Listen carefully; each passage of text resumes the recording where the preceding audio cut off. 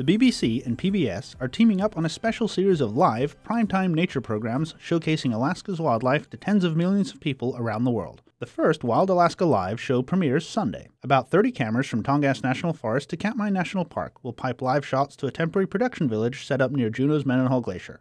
I went inside the chain-link fence to find out what makes the TV magic possible. We have a lot of equipment and we have cables running all over the place with these remote cameras, and we wondered whether we should be worried about bears digging up the cables or running through the cables. That's BBC series producer Adam White. And we hadn't thought for a moment that actually our nemesis may in fact be porcupine, and we really hadn't banked on the fact that a spiky rodent actually may bring this entire production off air if it chews through the wrong cable. But whether that happens or not, you'll have to watch the show. You have to tune in.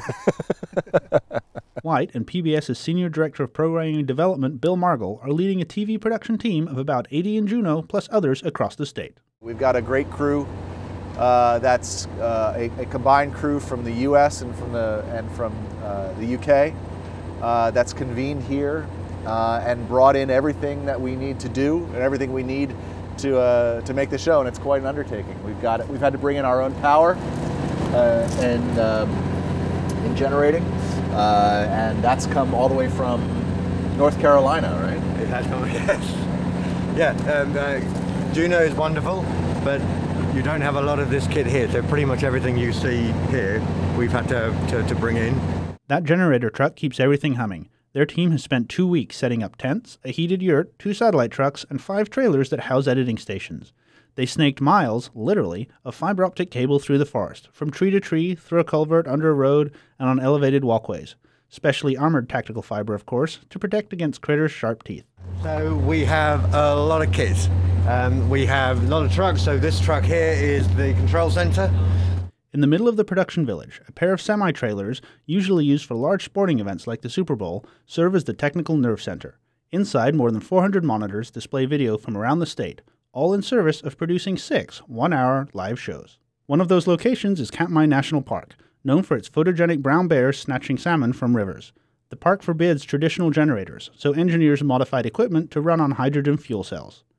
Underwater cameras will capture salmon, helicopter-mounted cameras will look for whales, and low-profile robotic cameras should provide more coverage on land without disturbing wildlife. Land, sea, air, even ice. Wireless cameras are deployed on, above, and possibly under the Mendenhall Glacier. The show is all about playing the odds on where the animals will be. For me, what's exciting about live TV is that's the closest I think that you can get to going there, because you don't know what's going to happen. When you go for a walk, when you go for a hike, you don't know what you're going to see. That is what is so exciting. If feeding all that back to the control truck goes well technically, it's still a challenge in the moment to decide what to put on air. Obviously, we plan out the shows as much as possible and where we hope the action's going to be at any given point.